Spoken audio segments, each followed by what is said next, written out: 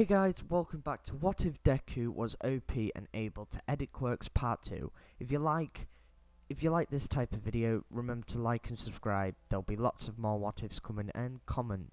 So this is a part 2, so part 1 just goes through Aizawa's backstory, goes through his backstory with Aizawa and present Mike, goes through his powers, go through what he did to the doctor, all the interesting and beefy stuff.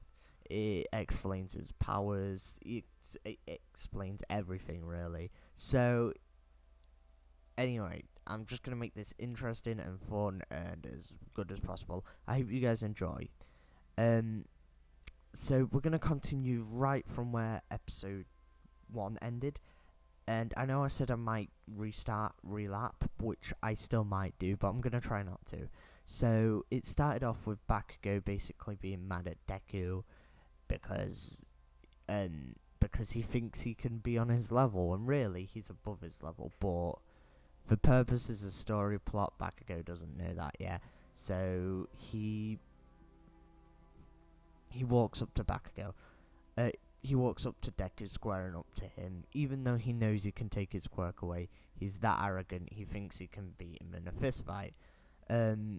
This time, Deku doesn't have the books, because he mentally stores all the information in kind of a library of infinite time, because remember, he can go into his mind and freeze time. He can also freeze his biological age, which he will do once he hits 18.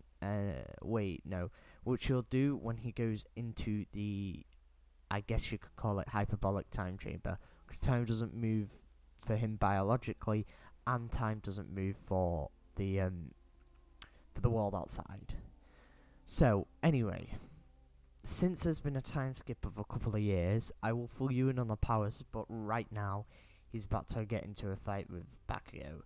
And that's when Bakugo ends up not squaring up to him, because he's scared he might lose his opportunity to go to UA. So he just says, you should just swan dive off a building.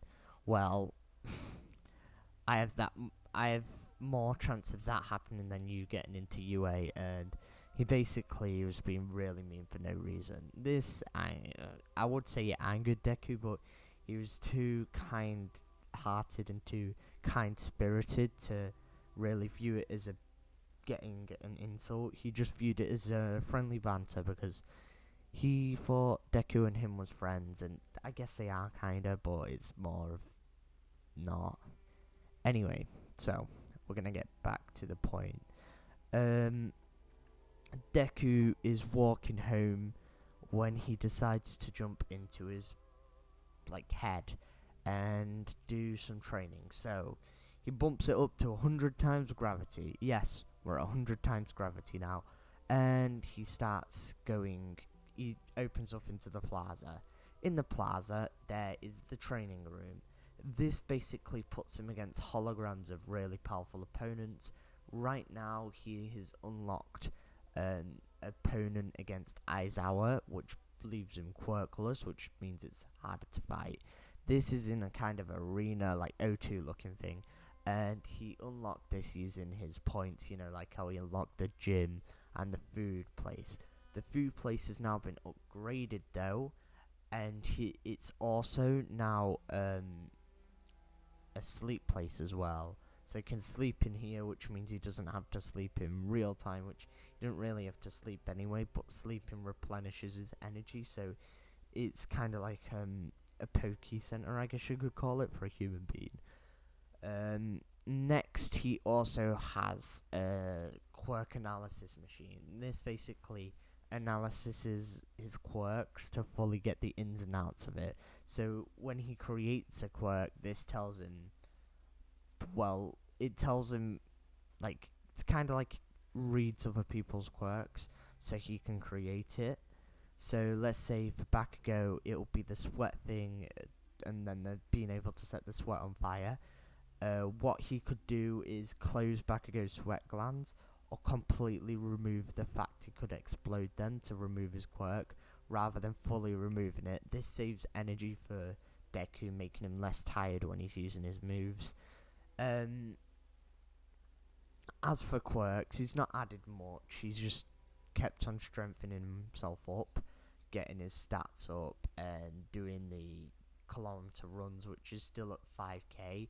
But if he went into 1 times gravity, he would have to do 5 million k, which he would be able to do, but it would take some oomph, and it was just better off doing it in 100 times gravity.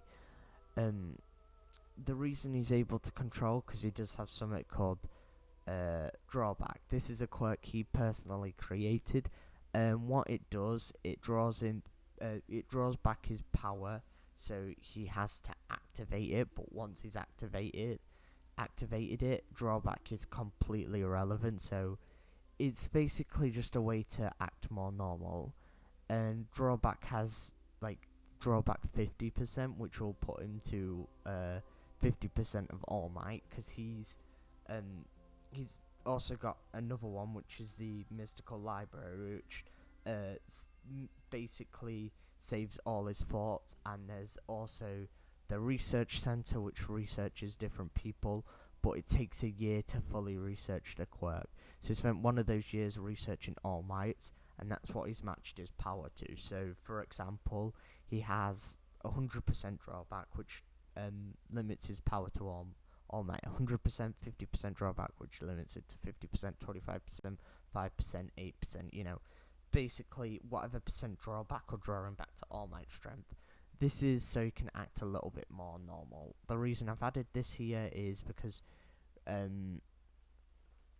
we don't want him to walk around fully powered up, because A, you don't want villains finding out about his quirk. B, he wants to kind of keep his quirk a secret as much as possible, because it's really powerful, and people might try and torture his loved ones to get his hands to enhance their quirk, which wouldn't be good. It's not good in any scenario, so keeping his quirk a secret is probably the best thing he can do. As for the music, sorry, that just went off. So, anyway, he does his training regimen, he sleeps, he's all energized up, he's all done his training for today. So he jumps out, and that's when he continues walking, and he takes a secret passageway, which leads him onto the slime monster. The slime monster, viewing him as a normal human being, not being able to read what power he has yet, tries to jump on him. That is when the slime monster is greatly saddened. Greatly mistaken, I guess you could say. And he's literally torn apart. The slime monster isn't destroyed because Deku makes sure to limit his power, but the slime monster is pretty much taken out for the next, let's say, 10-15 minutes, fully knocked out and ripped to shreds. A bit like if All Might used 100%, but Deku didn't even have to flinch, he didn't even have to move. This was because he's that powerful. When the slime monster tried to jump on him, his body just reacted by using basic power to push him back. For example, you know, there's this trick where people think they're rolling gems when they put it over their hand, because there's hidden muscles that you don't know you're moving, and you don't know you're moving, and it doesn't look like they're moving. He's got that, but he's that powerful that those muscles that you don't know you're moving made the slime monster just die. That's how powerful he is. But he uses drawback 100%, because one of his drawbacks of his powers is that he gets super worn out very quick, and he needs to eat a lot, and this wouldn't be very efficient. So drawback 100% he could use for, let's say, 3 days, but 100% of his power he could use for about